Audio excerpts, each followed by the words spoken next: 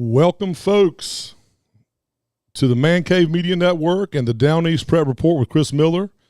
It's brought to you by Marine Federal Credit Union. I'm your host, Steve Goodson, and along with Chris, we're joined this week by very, very, very special guest, Battle Holley, head coach, East Duplin High School, and one of his assistants, former head coach, East Duplin High School, Coach Brian Aldridge. And then when they brought somebody along, he didn't want to be on the camera. He just came to eat the chicken and the barbecue. Was it Slade? Slade. He said he played against me. He said he wore me out. I don't believe that, but Coach, did he wear me out? Not the first year. We weren't very good, so. But well, we got wide open. Oh, you got wide open. We got you the next couple years. Oh, I'm sure you did. Yes, sir. Yes, sir. Well, listen, guys, thank you so much for joining us today. We're going to start this thing off by recapping last week's slate of high school football action. Then we're going to talk to Battle and Coach Aldridge, and if we can get Slade over there off the chicken wing to come into the screen and talk a little bit. We're going to talk about East Duplin football, past, present, future, maybe talk a little bit about your daddy, just about the community of Beulahville and football. And then we'll roll into Chris's breakdown of this week's matchups and, of course, his official prediction. I'm going to go ahead and tell you right now, you'll see on the screen, the queen has came into the camera view, Millie. So Millie's going to probably be sitting right there the whole time. Millie, sit down so we can do this thing, and maybe the sponsors won't get mad at you in the show. If they are, then we'll just have to cancel the sponsors. No, but everybody loves dogs. Everybody loves Millie, man. So Friday night lights are coming. It's local football, and it's all right here on the Down East Prep Report. And again, we want to thank our show sponsor, Marine Federal Credit Union. At Marine Federal, you're more than just a member. You're a part of a community. With personalized service, competitive rates, and a commitment to your goals, Marine Federal is here to help you thrive every step of the way. Visit marinefederal.org to learn more and discover how Marine Federal Credit Union can help you build a better financial future. So thank you, Jeff Clark from Marine Federal, one of my good friends, for sponsoring Down East Prep Report. We really appreciate it, and we try to make you proud, man. So we're going to start things off, and let's recap last week's action. We'll start things off by going to the player, and I should say players of the week. So, guys, y'all can see right there, our players of the week are sponsored by Jason Humphrey and Down East Heating and Air Conditioning. And this week we have co-players of the week, and it's just a coincidence that they are from East Duplin High School. Keyshawn McKinney and Zach Ball. Keyshawn's a junior defensive back, and Zach Ball's a senior defensive back. I guess they brought it against Pender last week, huh?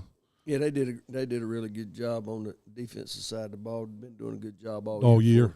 Yeah, well, y'all took it to Pender last week. That was in essence, I guess, for first place and potentially the conference championship. You both were undefeated.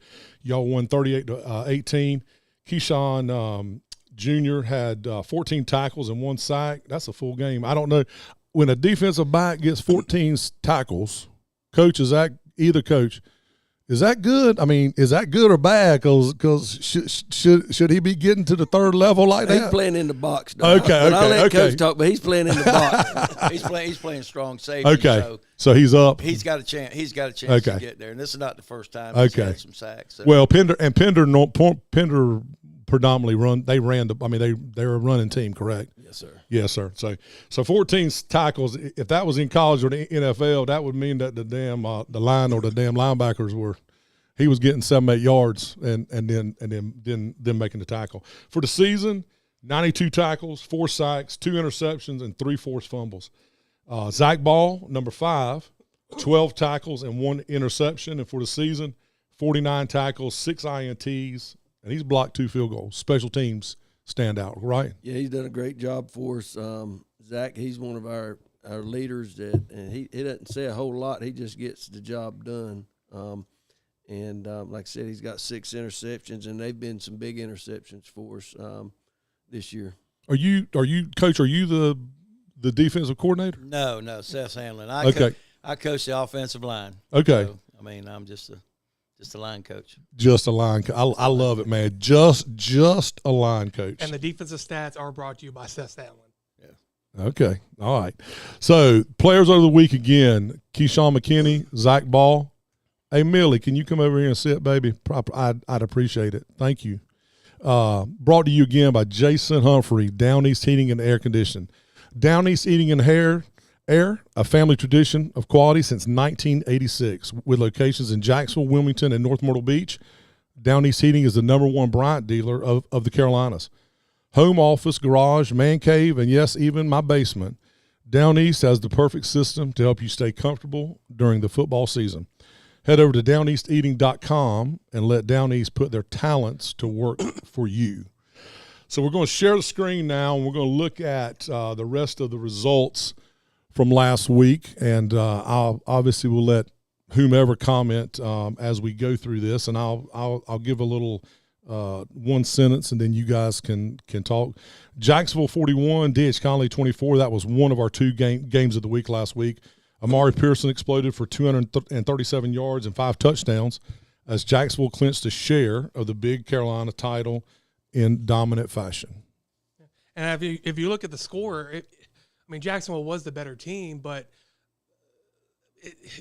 Conley was better than 41-24 score than the game indicated. So Jacksonville took care of business, made the plays that they needed to make in the third quarter. That's kind of been their bread and butter all season long. And Amari Pearson just had a great game. Sat out early in the third quarter because he kind of got banged up a little bit, and offense kind of struggled. But then he went back in there and took care of business. So Jacksonville continues to play well and take care of business against quality competition. Nice. The other game of the week, East Duplin 38, Pender 18. We talked about that. The Panthers' ground game and swarming defense powered East Duplin past previously unbeaten Pender to grab a piece of the ECC crown. Mm-hmm. Comments? Or yeah, you good with that? Well, no, Coach, comments? Yeah, you guys, that was a big game for you guys. Well, anytime you can win the conference championship, that's a big deal. And going in, we knew we had our work cut out, and we got off to a good start, which we hadn't been a few times, and got off to a good start, and it worked out in our favor. They had a pretty – was it 2 or 3 guys that had rushed for – Four. They had four guys. Four guys that rushed for over 500 yards. So they moved – so they were loaded in the backfield. Yeah. Did that make things easier on the defense or harder knowing that they weren't going to throw the ball that many times? Well, when you're run oriented, you're going to set up to stop the run, and so happened when they did pass it, they had got one score on us down there at the goal line on a pass, but like I said, we got some pressure to the quarterback, and Zach come up with a big pick. So down on the goal line, we knew that if they did it, because we were set up to stop the run, and if we give up the pass, we were going to have to live with it. Northside 40, Swansboro 13. Reginald Gray III tossed 4 touchdowns as Northside rolled to secure at least a share of the Coastal 5A 6A title. And it's kind of funny. I think you wrote an article this week, actually yesterday. The three teams that I just mentioned that won, Jacksonville, East Duplin, and Northside, all 3 have secured at least a share of the conference championship, correct? Yeah, and like I said last week, I'm not a big fan of if 2 teams finish with the same record, then they are co-champions. Whoever wins the head-to-head is the conference champion. I know conferences and the state says otherwise, but for all intents and purposes, all 3 teams are the conference champions. So they may not be the official state conference champion, but they're the Chris Miller conference champion. Okay, and I think that's what that's what counts more. Okay, that's what counts more. Okay.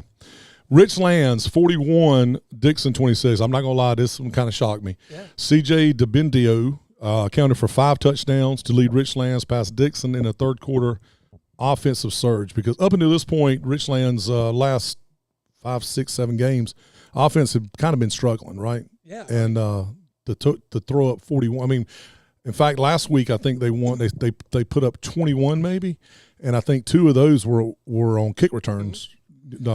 Is that correct? Yeah. I think that was upset of this season.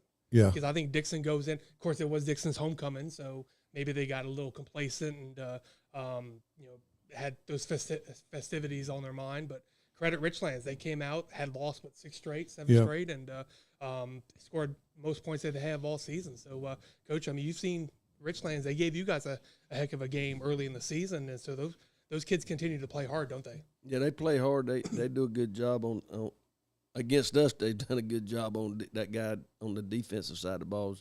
Done a really good job against us. That was a surprise, but that doesn't. Anything can happen on any Friday night. Yeah. And I'll tell you, I don't know this to be the case without doing the research. But Holden, I mean, you say you held somebody to 26. That may be Dixon's lowest output of the season. If not, it's pretty close because they had early on in the year we'll get to a section called rapid fire, and I ask him questions, and I just want quick answers. The running joke would be like, okay, over and under, is Dixon going to put up 40 points? Is because they went a spell where they put up probably over 40 3 or 4 weeks in a row, correct? Exactly. And big upset. And but I do want to ask Coach, when are you guys going to start playing the single wing? Playing the single wing? Yeah, when are you going to start running the single wing offense? We got a little package. It's kind of like the single wing. We just hadn't run it, but we might start running it next week. Nothing. You can run that. Saving it, right? You can run the Notre Dame box. How about that? Croatan 49, West Carteret 21. Andrew Boucher ran wild, 264 yards and 5 touchdowns. Man, there's a lot of scoring going on. Man, I'm a defensive guy. I mean, a lot of scoring going on. As Croatan dominated county rival West Carteret. Southwest 14, South Lenore 8 in overtime. Ton Bolton's overtime touchdown sealed a gritty road win for Southwest, giving Stallions their second straight victory. That's 2 in a row for them, and that's y'all's opponent this coming Friday night is South Lenore.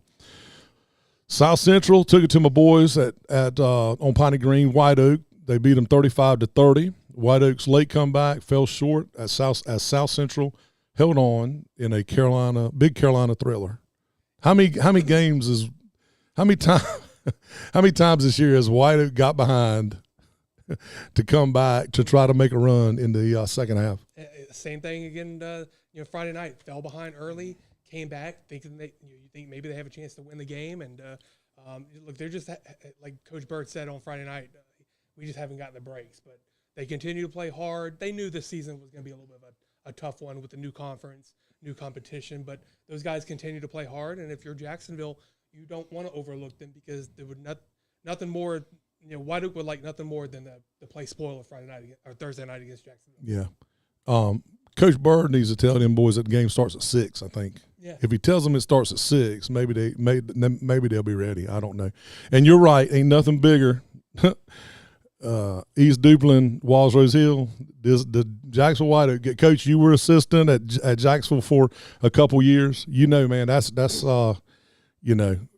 legit. I played at White Oak 4 years. Never beat Jacksonville. We went a long way my senior year. I traded all for 4 year beating Jacksonville one time, man. And that game used to be when I was there. That game was the first game. First game of every year. First game of the season. And, and that makes a little difference. Now one team can be hurt up. I talked to Coach Bird at a funeral about 3 weeks ago, and he said that they were kind of beat up, and said they've had some injuries that have hurt them. But Jacksonville's not going to take them lightly. I don't see Jacksonville taking them lightly. I think Jacksonville's going to do what they've been doing, and take care of business, get the job done, because they're thinking 2 weeks down, just like we are. We're thinking 2 weeks down the road. We're not thinking as far as what we got to do. It's more about us, and I know Jacksonville's probably doing the same thing. Yeah, 1 week at a time, man. But you looking ahead. Yeah. I mean, you're focusing, but you're thinking about the future. Get that. Pamlico 42, Lejeune 19. That's Lejeune threw up some points, man. That's like despite 3 touchdown passes from Grady Mahaffey, Lejeune couldn't keep pace with Pamlico's explosive ground attack. Brandon Atkins, coach of Pamlico, former assistant at Jacksonville High School. They both had 2 wins or 1 win. They both had 2 wins. But they both had 2 wins. Brandon Atkins, former wing eating champion. You remember that? Wing eating champion. When we had the football jamboree. That's exactly right.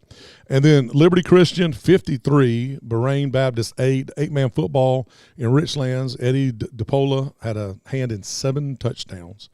as Liberty Christian cruised into an 8-man title game, not this week but next week, correct? November 7th against Sand Hills Christian.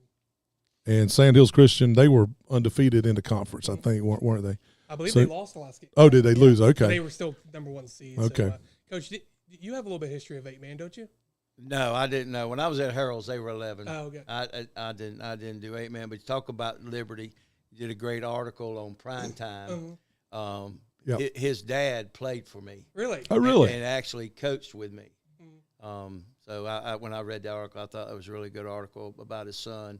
He's been through a tough time losing his mom. Phil lost his wife, but his, Liberty has been good to him. I know my grandson went to Liberty for a few years, and I thought a lot of the school. I really thought the school was, quality school, and I'm glad to see their football team. They were at camp this year. They were at FCA camp, and I guess we went against them. I was with the line, so like I said, I just coached the line. But I thought it was a great article. I thought it was a great. I thought that was. And you remember who used to coach at? Who's at Liberty now? Good old Breon. Oh yeah. Breon played for me too, and we thought that he was going to be coming into Duplin County, and he's had a good career so far getting started. So before we get into the rapid fire, you mentioned something, Coach, and I want to pick up on this right now and make this announcement real quick. Monday night, November 3rd, 8 p.m., 2025 Game Changers Banquet. Ken, I told Ken Lovell that I would mention this. It's at the Catalyst Church. It is free for those folks that want to attend. You do need to sign up for a ticket, but in the past, there's been a fee associated with it. But it is this coming Monday night from 8 p.m., from 5 to 8 p.m. at Catalyst Church, which is on Gun Branch Road. And we are fortunate that it is going to be free because of the gracious sponsorship of one of my buddies, Roger Carroll, and Southern Touch Painting. So anybody that is listening now or listening the rest of this week, Ken said you can sign up for tickets up until 5 o'clock on Monday. So who's the guest speaker? I do not know who the guest speaker is by any chance. They asked me to speak, but no, I'm just messing. They didn't ask me to speak.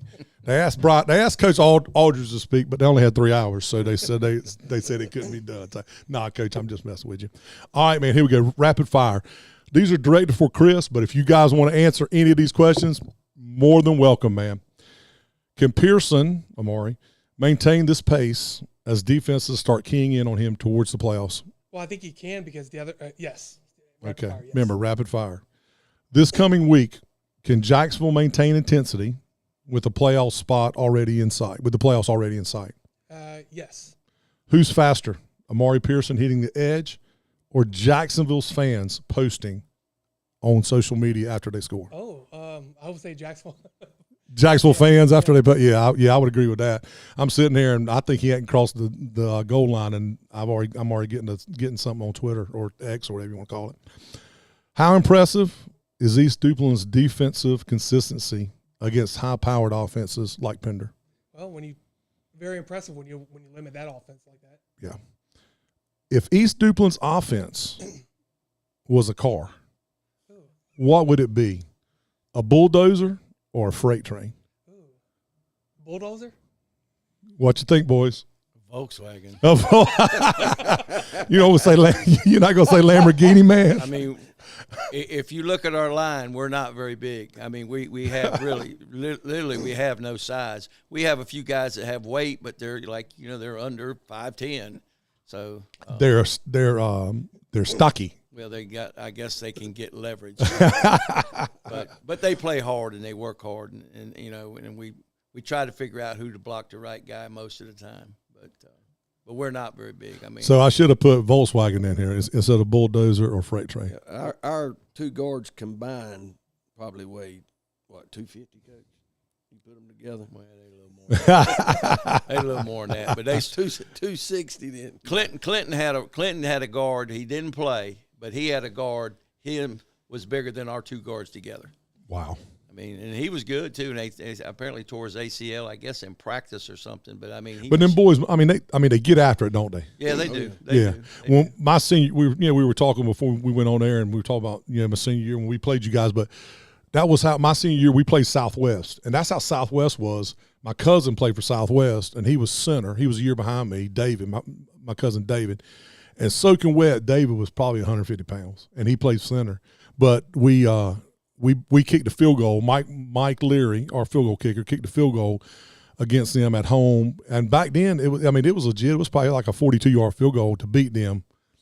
They were up, I think, by 2 points, and we kicked the field goal right near the end of the game to beat them. But they were wiry. They were wiry. They call them wiry. They were wiry, man. And but they just used to get after it. Their biggest player, Southwest's biggest player that year was Jerry Stevenson, and he punted and kicked off. That's all he did. So anyway. They're big now, though. They've been big ever since. Yeah. I mean, when we played them, when I had to go against Charlie and them, they always were big. Yeah. The Pedons. Yeah. I mean, I coached Van in high school, and then I had to go against his boys. Yeah. They were big. All right, here we go. Can the Monarchs defense, Northside, tighten up before the postseason despite all the offensive fireworks? Yes, I think it starts Friday. Okay. Who had the better highlight, Gray's deep ball or Randall Scott's fumble return for 6? I would say the deep ball, because that's always the most exciting play.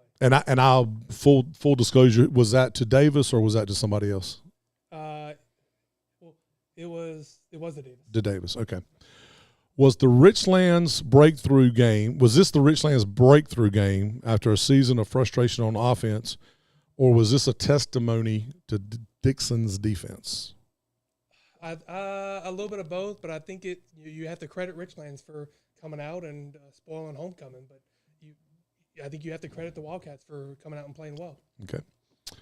How much has the Croatan Cougars offense evolved with Andrew Boucher? I mean, every time I say that, I want to say Bobby Boucher. I just want to say it, man. And offense evolved with Boucher's leadership this season. How much has it evolved? Well, we talked to Andrew a couple weeks ago, and I think we all know how good Cannon is at quarterback and how smart and athletic he is. But when Boucher can play well, Croatan is a different animal. Just adds a different dimension. Yeah. Besides the passing, it just makes him more versatile. Okay. I think you got to give Coach Gurley the credit. I'll be honest with you. They went from being in that 3-back set and trying to ground and pound, and some people they just couldn't do that. And his offense has evolved, and I would give Coach Gurley a lot of credit. And I love it, Coach. We had Cannon and Coach Gurley on here 3 or 4 weeks ago, and we talked to him. And I know you guys are the same way. I would make that assumption. If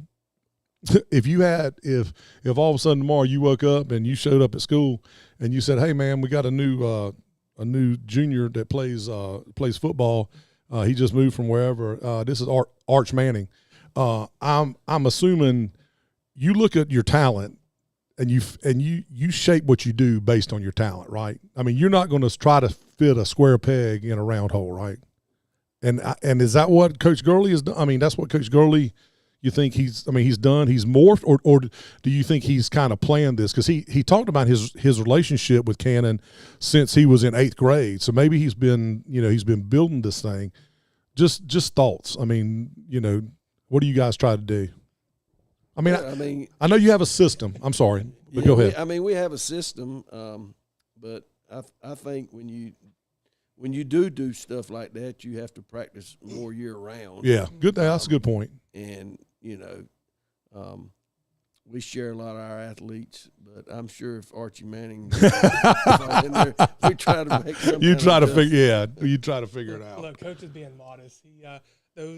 Those kids, when they come to the East Duplin, know what the expectations are. Yeah, they know what they need to do offensively. And I mean, correct me if I'm wrong, Coach.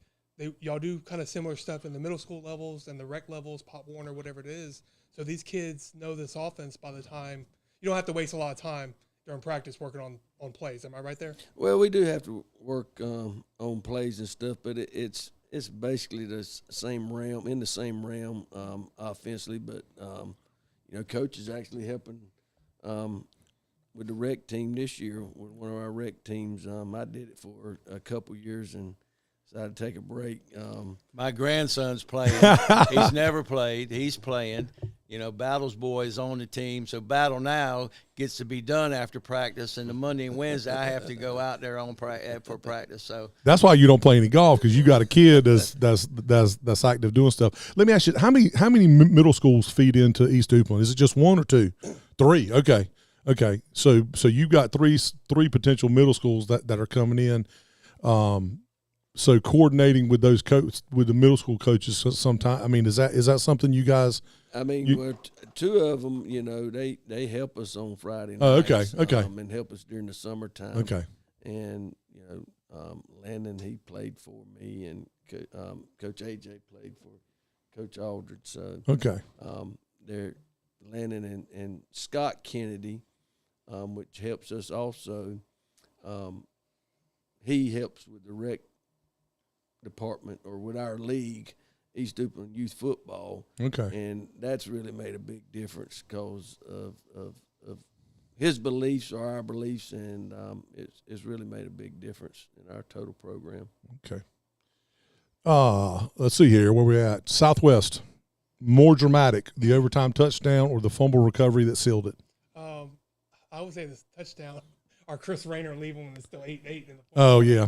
Chris actually got mad at me about that, but anyway, yeah. Okay. What's holding White Oak back from finishing these close games? Just the slow starts. I mean, and the one time in conference play that they got off to a great start, 16-0 against J.H. Rose. Yeah. They ran out of gas after that. So, you know, they need to get off to a great. I know we've said the same thing and repeated myself over and over again. They need to get off to a good start and punch Jacksonville in the mouth Thursday night and hang on as much as they can, hang in the game as much as they can. What was prettier, Josh Smith's 85-yard bomb or his 35-yard touchdown run? Well, you have to. You got to go. Yeah, you mentioned that with the long thing. More impressive, Mahaffey's 55-yard strike or Key's 75-yard kickoff return in the Pamela Lejeune game? I would say the kickoff return because it followed a Lejeune score. Okay. So that kind of helped the Hurricanes pull away. All right. This week's recap is brought to you by SIA Group. For more than 50 years, SIA Group has provided protection beyond insurance, helping families, businesses, and communities preserve what matters most. They believe insurance isn't just about policies, it's about people. That's why SIA Group is committed to supporting local businesses and giving back to the communities they serve. Learn more at siagroup.com/prep report. And again, I will say it every week, they are a sponsor of the show.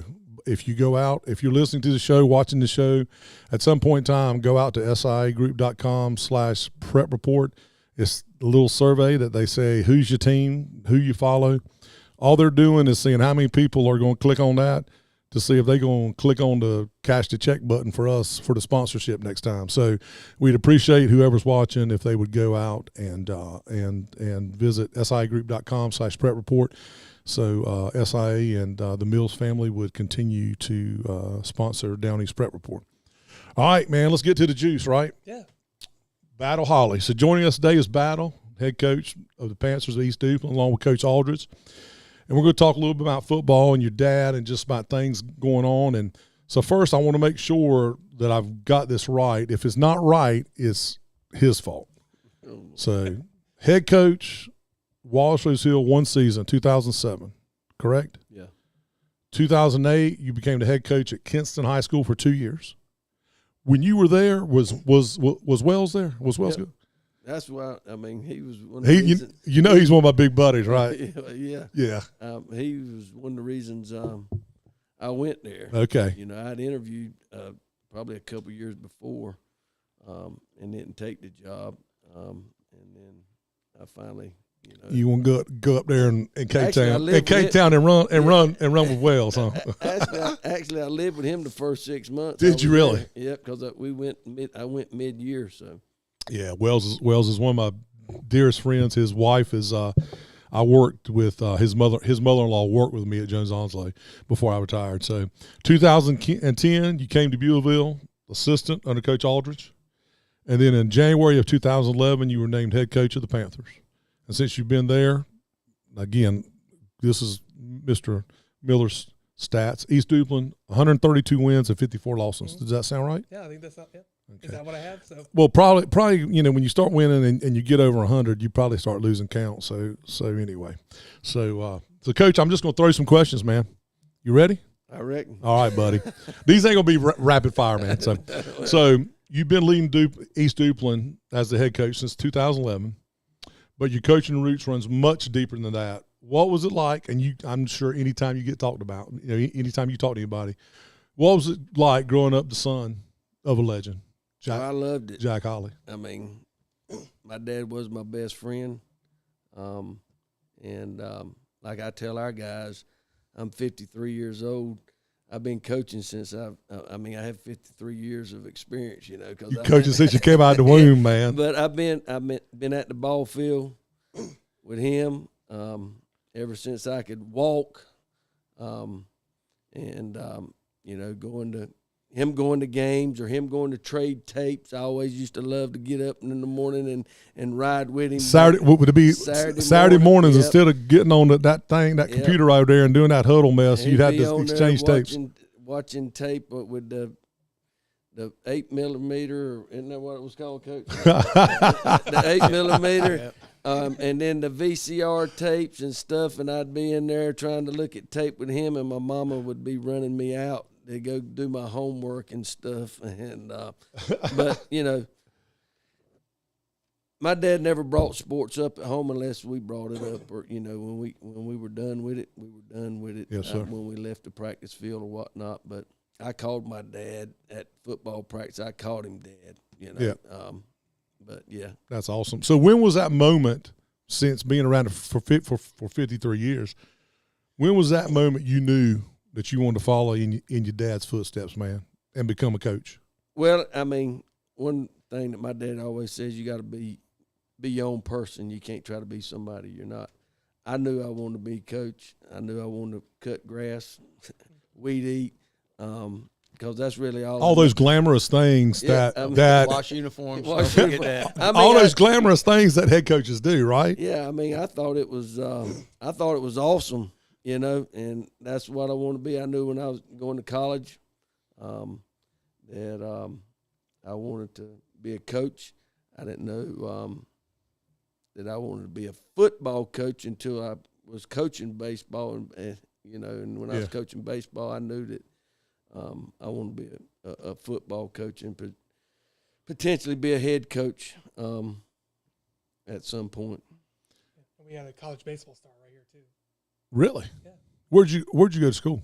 I went to school at Lewisburg Junior College, Junior college, and then went to UNCW. Okay. For Coach Scott. His senior year, he was the player of the year in the conference. What was it, the old CPC? CAA. He was the conference. The Colonial Athletic Conference. He was the player of the year in the conference in baseball. What year was that? 94. I'm trying to remember because I had a couple buddies that played baseball down there, but I don't remember. Well, they're buddies of buddies that played down there. I think they may have been a little bit older than you. I mean, younger than you. He's got his own baseball cards. Oh God! No, I saw it. Look, because I have two of them signed. Total in my collection. Total disclosure: I googled Battle Holley, and then I hit images, and one of the images came up was a baseball card. Well, so I have two different ones, and they're both signed. Part of my collection. So let me ask you this, man. You've been a part of East Duplin football and the community for a long time now. What makes community and the program special? I know, you don't have to tell me, I know that during this 15-year run, you've been approached by people to go elsewhere. But what makes Beulahville, just the whole community of East Duplin, what makes it special, man? Well, there's really three or four, 5, 6 communities. And I'd say Beulahville because that's where the school is. But there's really good people. I tell you, and there's great support from all the communities. The guys that played for Coach Aldridge, they come back.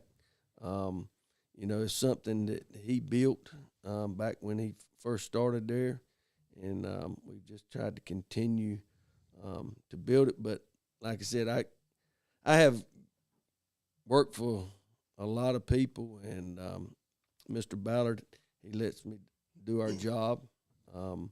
He trusts us to do it. We got good assistant coaches, you know.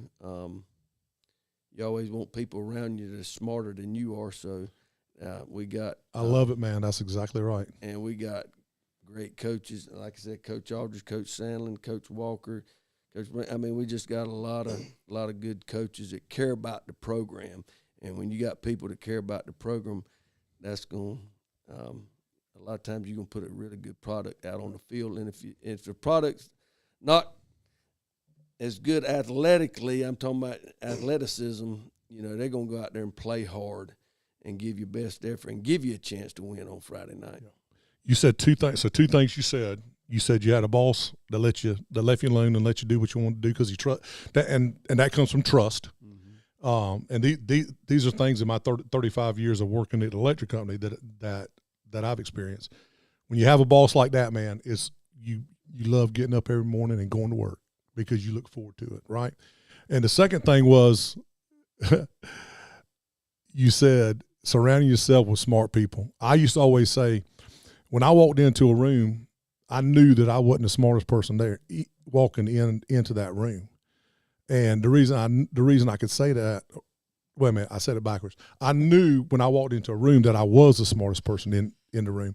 But the reason I knew that was because the way that I carried myself, I knew that the other people in there were smarter than me from the perspective, one may have been an engineer, one may have been a finance person, one may have had a specialty in something. And by knowing that they were subject matter experts on things and knowing that they knew more than me, that did make me pretty smart because I knew that without the proper people around me that I wouldn't succeed. And it was us against them mentality. And when you surround yourself with good people, man, it makes your job so much easier. So that's my take. And I think that translates into anything. You talked about the product. So your program, and we were talking about this a little bit, your program is known for discipline, physicality, and that family culture. So how do you maintain that standard year in and year out? I just think it's the way you treat people. They know what to expect, and you're up front with them, and you're honest with them, and you know, as far as discipline wise, and coach can chime in on that. I mean, when your best players, you got to be able to get on your best players, and you got to be able to get on them hard. And Coach would always tell a story about him telling Coach Brown, "Hey, I'm gonna wear you out today, so you better get ready." But at the end of the day, everybody makes mistakes, and we got kids that make mistakes. We got coaches that make mistakes, and you just got to own it and forgive each other. Do we agree on everything as coaches? Do we agree on everything all the time? No, we don't. But at the end of the day, we know what we're fighting for, you know, we all want to win. That's right. And we all want our kids to be good citizens when they leave the program or leave East Duplin. All right, let's morph into the state championship year. So 2022, it was a great year. You guys, first ever state championship. What stands out most in your mind when you think back to that run and then that final win against Reidsville? Well, I mean, we had a lot of adversity that year. We had guys getting hurt, and but we just kept plugging and had a really good group of guys. I mean, and you hear that all the time. Teams that have won championships talk about the locker room is good, the good locker room there, and that stuff is true. I mean, we had a really good group of guys that really didn't care who got the credit; they just wanted to win. You know, it was special, and I tell you what, the year after that was even more special. I mean, we come and lost all those guys, and we won 10 games as a team, and that was a testament, to the players, and even the coaches, because they weren't expecting that. So, You got anything to add to that, Coach? You talk about adversity. I mean, we lost our second best player in the Wallace game in the first half. He was the only player at East Duplin, Dante Hall, only player in East Duplin history to ever make AP first team All State, and then he played a few plays in the state championship just because the treatment we got. Our chiropractor, Dr. Graybar, he got a ring because he treated our team. I had every offensive lineman but one seeing him all year. He treated our team. We had a big tight end, Jesse Kleinsmith. He gets a hyperextended knee in the Wallace game, the first Wallace game, and in 2 weeks he's back playing. Actually, he played a little bit in the Southwest game, and then we got him out. So it was adversity. But let's get down to brass tacks when we talk about East Duplin football right now. It's this man right here. He's a relentless worker, okay? He lets coaches do their job, but he's a relentless worker. He's the best play caller I've ever been around as far as calling plays on Friday night, and that's just the bottom line. That's what's going on there right now. And they work hard, and like I said, we got good kids, and that's why I'm glad to be back in the program. He won't fire me, so I'm still there. But that is what you need to know about East Duplin football. It's this man right here. And so both of you guys mentioned players, and Coach, both of you, I know, have always given credit to the players and your assistant coaches, I know, for success. So, and you touched on it a minute ago, but maybe a little bit more. What makes that locker room so unique, man? What makes it so special? I think the first thing, I think this is something that's been done, and I've heard stories about Paul Bear, Brian, and everything. I think the FCA program that has come in here, and the battle is embraced, and the other coaches have embraced. I know Seth's doing a lot with it in his classes on Wednesday. I think the FCA program has been a great builder of character and people in our program. And like I say, I mean, Ken's a great guy. I was gonna say Ken, and by the way, Ken Lovell thinks the world of you guys, man. He when I've known Ken for a long time. When he first started this thing, Jones Onsley was a supporter of the FCA program, and as he was growing this thing, he had nothing but wonderful things to say about you guys. He's undefeated.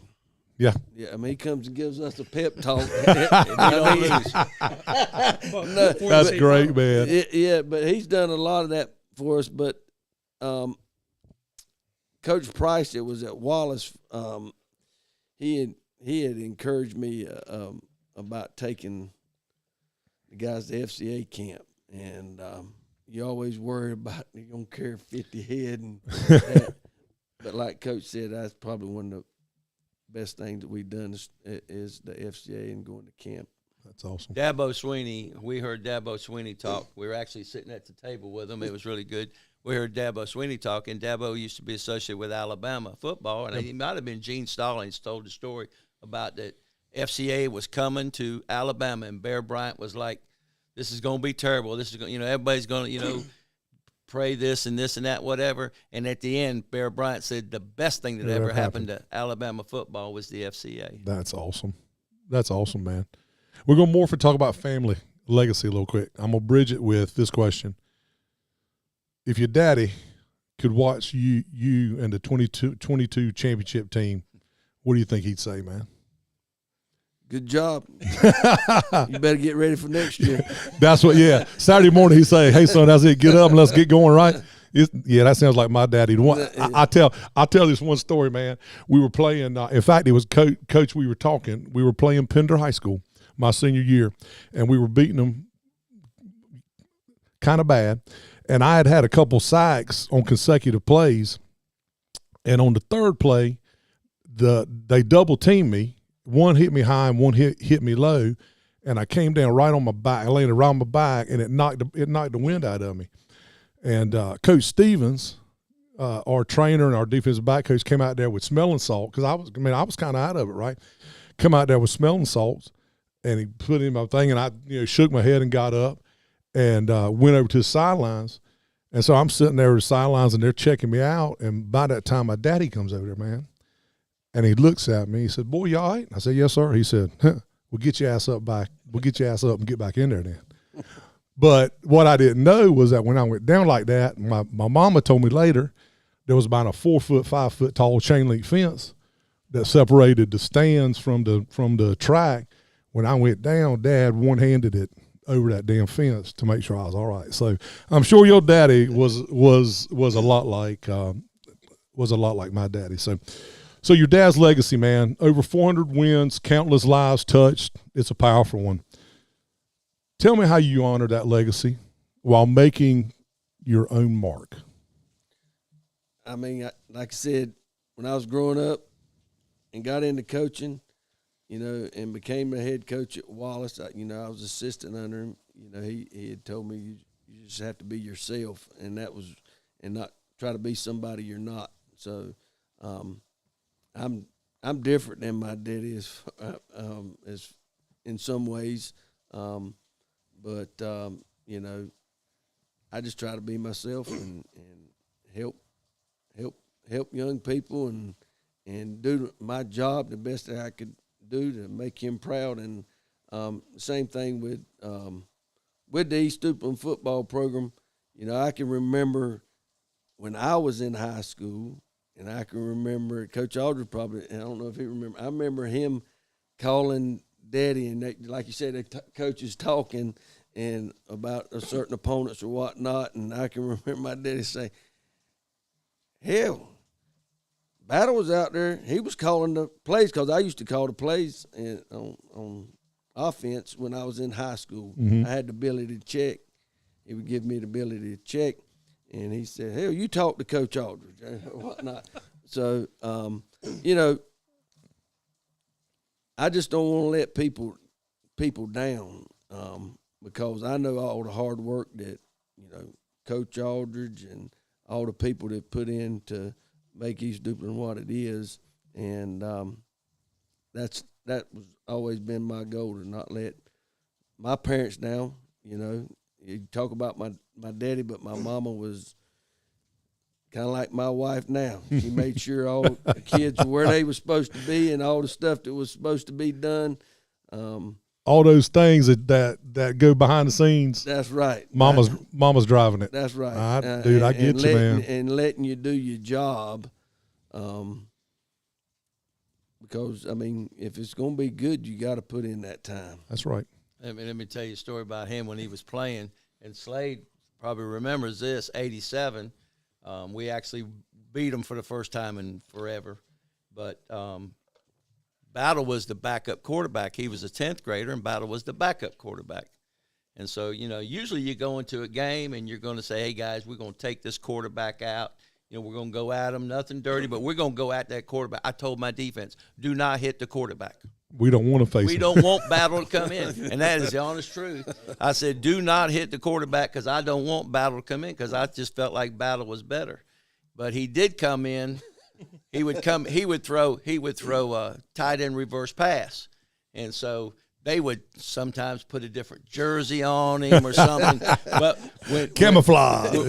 When he came, he'll tell you this. When he come in, everybody on defense was pointing at him. "Here comes tight end reverse pass," because we knew each other so well. But his dad was a great guy. You play him for 60 minutes or 45, whatever it is, 48 minutes. It was a battle. It was a battle, man. But once the game was over, that was it. Yep. That was it.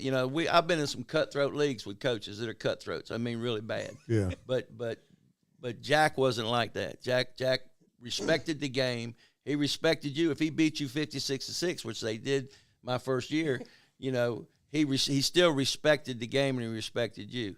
And he didn't mind putting the points on. Battle don't mind putting the points on either. I know where he got it from. He gets it on, that's right. But that was the main thing about Jack. And me, I love coaching against Jack. And I love coaching. He goes to Tabor City in 90. A month later, I took the Whiteville job. Yeah, there he was. We back going against each other. I did not realize you coached at Whiteville. Okay. I coached at Whiteville, yep. Was that after Coach Hewitt? Or was there somebody between? No, after Coach Hewitt. Yeah. I was at East Duplin for 5 years and saw a little drop in the program. Yeah. I really did. I said the program's going down, and couple little things, and like I say, Jack went back to Tabor City, and then a month later, job opened up, and we had played Whiteville a couple times in the playoffs, and they called me, and I went down there, and I took it and even tell my wife I was taking it after I took it, which was a big mistake. Yeah. But so we were talking off air before about Whiteville when we played them. My senior year, they had Heath, the son of Coach Hewitt, was quarterback. Chester McLaughlin, we all know, played at Clemson and then played at Kansas City and the L.A. Raiders. He was a sophomore. Ricky Shaw was an offensive lineman and went to Carolina and played offensive line. He was a sophomore then too. Was he okay? He was a sophomore because we played him in '87 and they were all there. Yeah, and then they had a running back. Was it McFadden or something that went to State?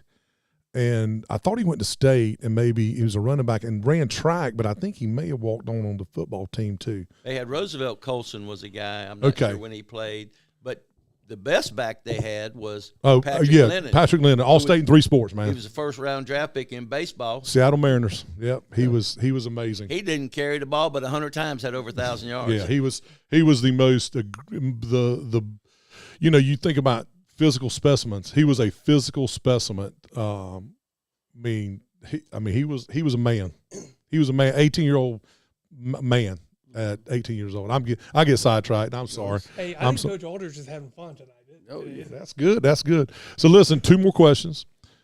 Well, one question, and then we'll go into the rapid fire. I just got short rapid fire. So, if a young coach asks you for a best piece of advice about building a program the right way, what would you tell them?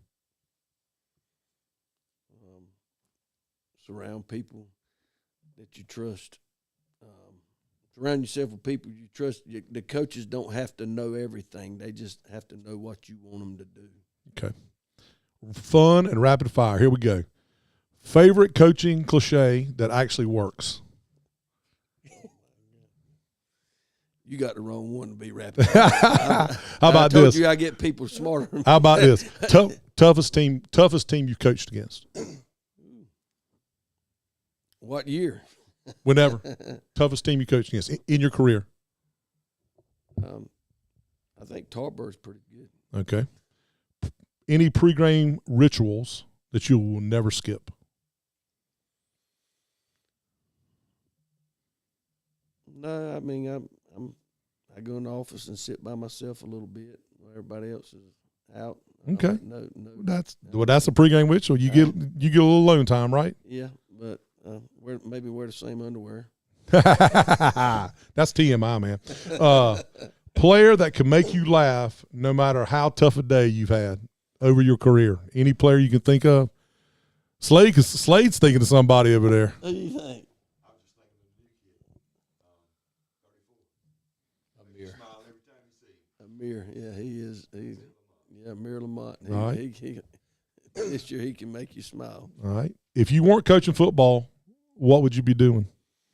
Mowing grass or doing something like that. Might be at the chicken farm. My wife's chicken houses and her father-in-law. All right. I mean, her daddy. Her daddy. Best piece of advice your dad ever gave you, on or off the field? I mean, be yourself and work hard. That's right. Be dependable. My grandma told me one time, man, said, be honest, be honest, be faithful, and put your trust in the good Lord, and you'll go places. That's what she told me. Last one. One word that sums up East Duplin football. Hard nose. Hard nose. All right. That wasn't too bad, man. That's awesome. Coach, you got anything else? No, going back to that 22 team, great group of kids, and I knew everybody thought Reedsville was going to blow you guys out in the state final, and but I think y'all punched them in the mouth early, and then I remember talking to Avery Gabby a couple weeks after the state final, and because he was the area player of the year, and I said, "Wait, how's life been like since you won the state final?" And I'll never forget this quote. He goes, "Well, I made a couple trips to Bojangles, and I've noticed every time I've had a couple extra bits." That's awesome. All right. Well, today's Special guest and rapid fire has been brought to you by Moore Buick GMC. At Moore Buick GMC, it's more than just selling cars. It's about serving our community. Right here in Jacksonville, Charles Williamson and his folks are proud to support local schools, charities, and events while helping families find the perfect Buick or GMC to fit their lives. From rugged GMC trucks to luxurious Buick SUVs, you'll find a wide selection backed by friendly service you can trust. Whether you're buying, leasing, or servicing a vehicle, you'll always be treated like family. Moore Buick GMC, driven by community, powered by trust. Visit us at our location on Highway 17 in Jacksonville or online at moorebuickgmc.com. All right, quick.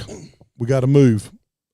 Week 11 picks. So I'm going to start with we're going to start with White Oak, 4-5 4-5, 0-4 in conference at Jacksonville, 8-0, 4-0 in conference. Can Josh Smith keep White Oak competitive early for a third straight year? Because they played them close the last 2 years and early.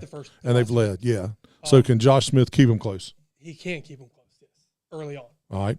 South Lenore, 3-6, 0-4 in conference at East Duplin, 7-2 and 4-0 in conference.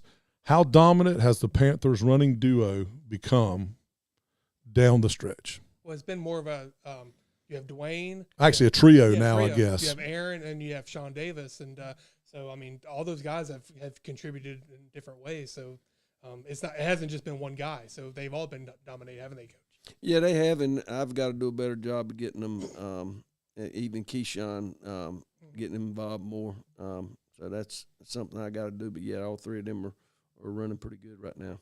All right. Croatan, 8-1 and 4-1 in conference at Dixon, 5-4 and 1-4. Can Croatan avoid a letdown against that tricky single wing offense? I think they should, and I think they will, but I would not be surprised if Dixon stays in this game longer than a lot of people anticipate. All right. Swansboro, 2-7, 0-5 in conference. Richlands, 2-7, 1-4 in conference. Can Swansboro's passing game hold up if Richlands pressures Kevin Tilley early? I think they can. I mean, Swansboro held its own. It was only down a touchdown last week against Northside. Yeah. So, Richlands has momentum, but I think Richlands has the edge. But I think it's going to be a competitive game. All right. Clinton, 4-5 and 2-2 at Southwest, 2-6 and 2-2. What matchup matters most? Bolton's legs versus Clinton's D, or McCaleb's arm versus Southwest's D? I think if Bolton plays well and has opportunities, then I think Southwest will at least have a chance. Man, I just don't ever – I know Clinton had a down year last year. Man, I just don't ever remember Clinton not having good teams, man. Hey, ask these Duplin folks how do they feel about Clinton. I think they got players. I think they've took some people out and put some new people in, because the team we saw that we played on was not the team we saw on tape. Really? They were not the team. Offensively, they had about the same people. Defensively, it looked like they scrapped a bunch of players and put new ones in there, and they brought in some recruits mid-year. They might have done something. NIL got going or something. But they gave us all we wanted, and we had our normal first half that we've had about 4 or 5 games this year where we haven't showed up in the first half. Yeah. The second half, we made some great calls, and we got we got it rolling. Yeah. Well, we got going, and then talk about Davis, DJ, the run he makes, he is tackled by 4 guys, and he breaks it and scores the winning touchdown with like 2 minutes to go. Well, that right there answers my question early on. You got a bulldozer back there. Your offense, your car it's a bulldozer, man. He weighs not a Volkswagen. He weighs about 165 pounds. I mean, it's not like he's. Yeah. I mean, Sean's 215, 220. You expect that out of him. Aaron, he's muscled up. This is a 10th grader, and wow. he's made 3 or 4 runs in the last 3 or 4 weeks that have just been. Well, he picked the ball off. Oh yeah, he picked the ball off before that. Yeah, he got the interception when it was 14-14. Okay. So he's really been big. So that was a great run. But now I think Clinton. So you calling for Clinton to well, we'll see what Chris is predicting here in a second. Southside 3-6, 2-2 in conference at Lejeune, 1-8, 1-3 in conference. Can Lejeune's offense carry over its momentum, its scoring momentum from last week's 19-point showing? The Haffey kid is throwing the ball well, and they're able to complete some passes they're just trying to find be consistent. I give Southside the edge, but I think it's going to be a competitive game. But Lejeune will have to score early to stay in this one. Okay, let's switch over to your predictions. So here we got up there, and so we got Jacksonville. Your predictions: Jacksonville 41, White Oak 14. You predicting a shutout for East Duplin, 42-0 over South Lenore. I would hope you would pick East Duplin. You didn't do that justice last week to our guest. You actually picked against them, but that's all right. No, that's all right. Did I? Who was our guest? No, I picked East. Swansboro. Swansboro. That's all right. Croatan. You're predicting them Croatan to beat Dixon 42-21. Richlands to top Swansboro 24-21. Clinton to put it on Southwest 27-7, and then Southside 28, Lejeune 14. Hey, Coach, have y'all ever not trying to jinx y'all, but have y'all ever lost to South Lenore in football? I lost to them my first year in 1985, 10-8. Did you really? And I made the statement after that game, and I've made it known. It's gotten growed a little bit that I would never lose to South Lenore again. And we haven't.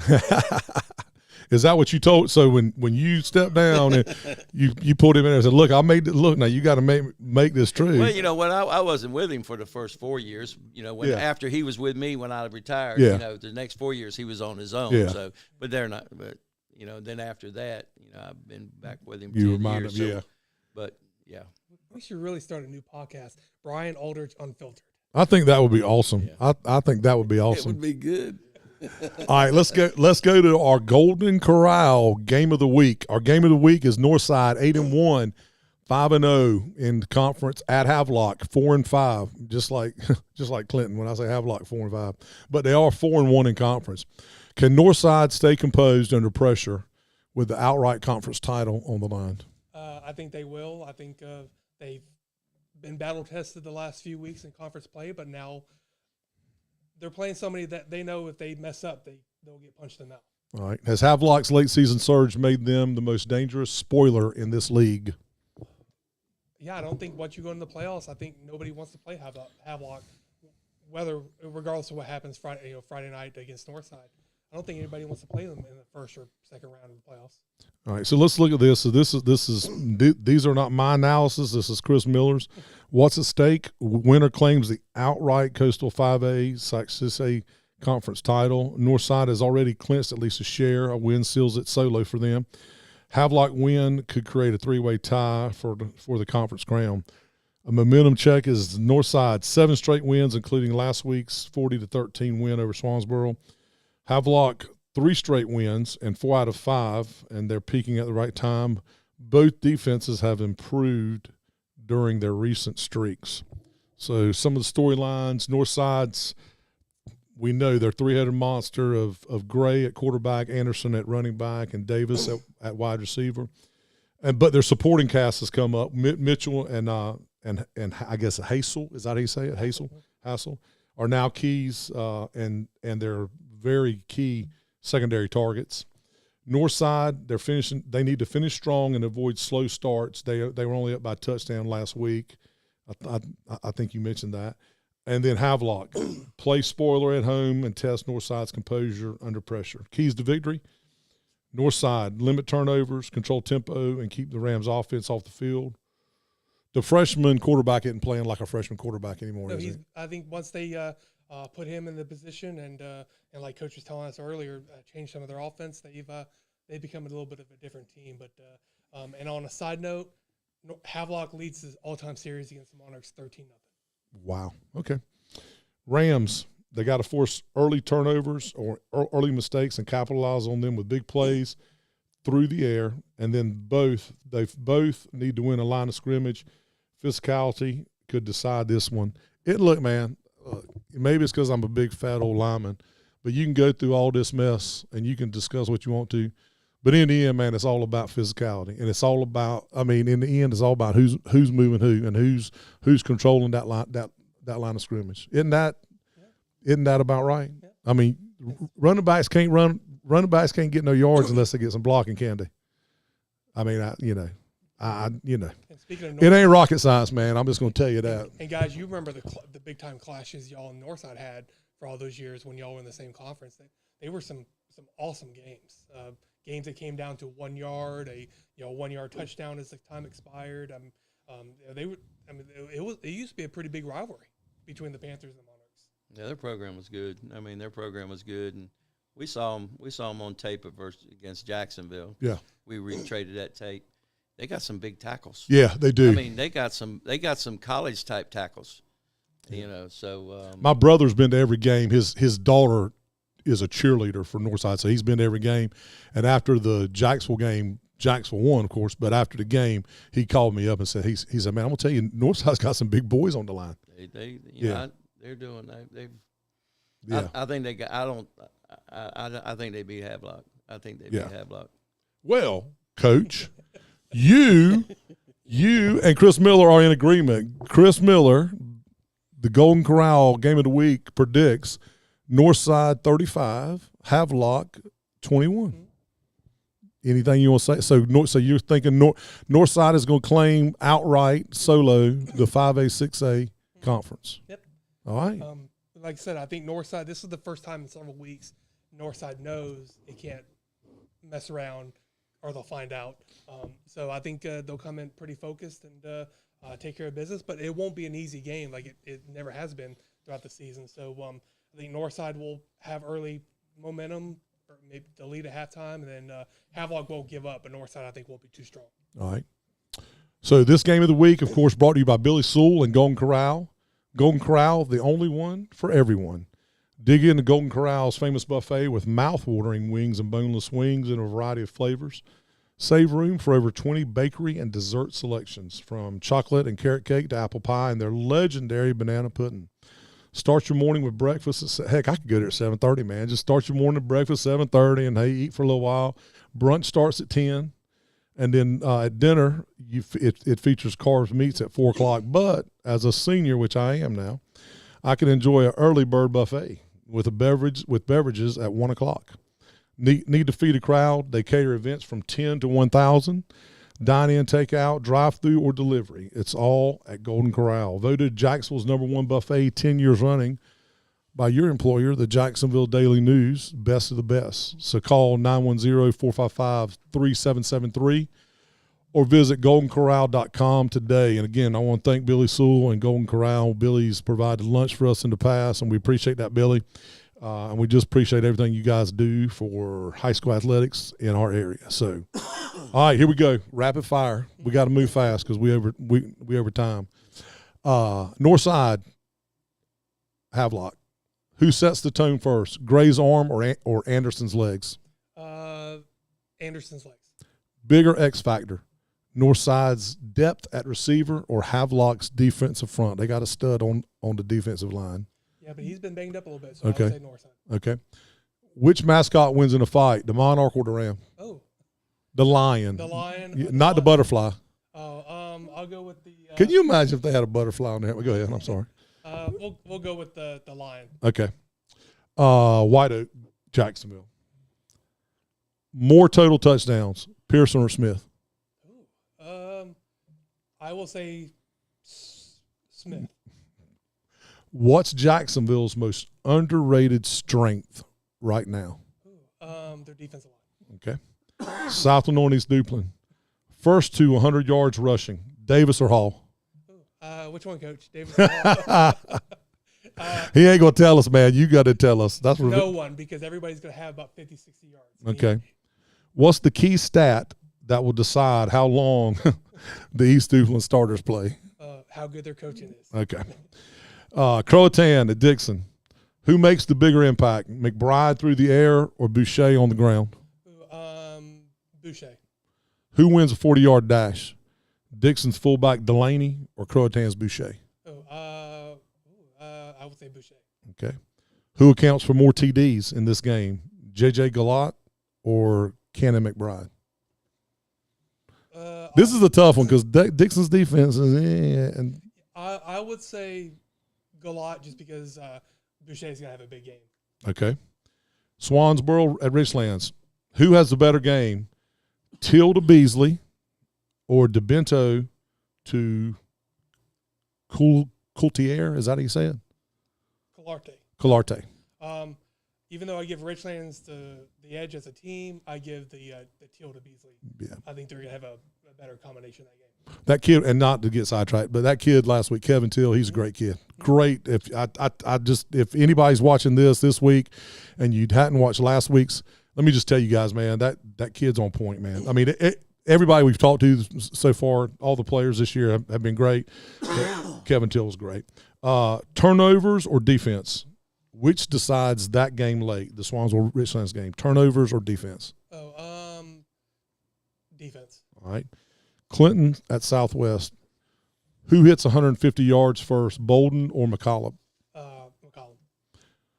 Is this a momentum-building game for either team regarding the playoffs, pitcher? For Clinton, I think for Clinton, yes. Is Southwest going to make the play? I mean, well, I think everybody. I mean, this is almost like give a kid a trophy because he's participating. I mean, is everybody making the playoffs? Yeah. All right. And I do have a comment about that. Here Okay. In a minute. Okay. Who accounts the Southside Lejeune game? Who accounts for more total yards, Mahaffey or McInnes? Mahaffey. All right. That's it. Yeah.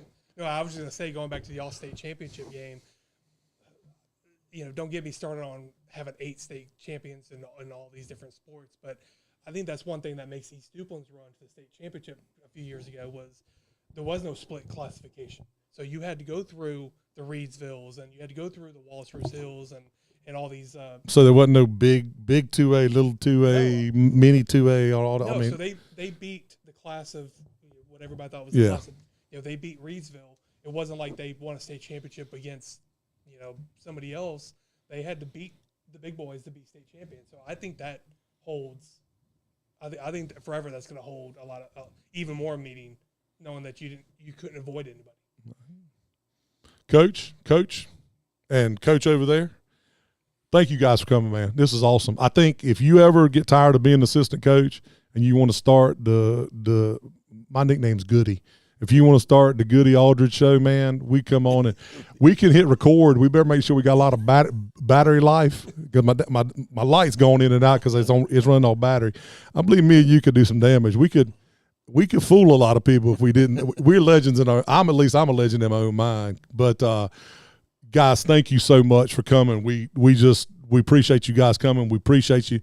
And I honestly admire what you've done. Setting the plate for you, man, and you guys have done amazing jobs in Duplin County, and I keep saying Beulahville, but in the community that feeds into East Duplin High School. So thank you guys so much for coming. Thank you for I having us. enjoyed it. Yeah. Yeah, be sure to give Pinhook some love. Pinhook, yeah.